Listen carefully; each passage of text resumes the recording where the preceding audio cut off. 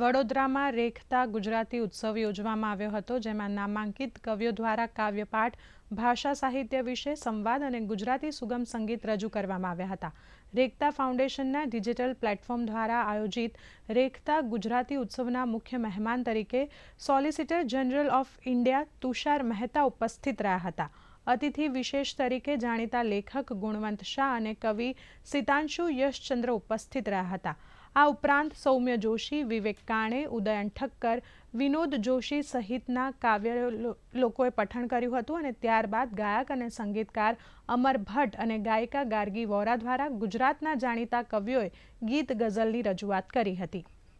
ઉન્નતિ માટે અને સાથે સાથે એક અવેરનેસ એટલે લોકો પુસ્તકો તરફ પાછા વળે, ભાષા સુધી પહોંચે, એ માટે એક ખૂબ સુંદર આયોજન થયું છે. સૌરાષ્ટ્રમાં, કચ્છમાં, કાઠિયાવાડમાં, મુંબઈમાં બધે જ્યારે અહીં ગઝલો તો હતી, પણ મોટા પ્રમાણમાં અછાંદસ ગીત અને હરીશ મીનાશ્રુએ તો 101 શેરવાળી એક ગઝલ સંભળાવી.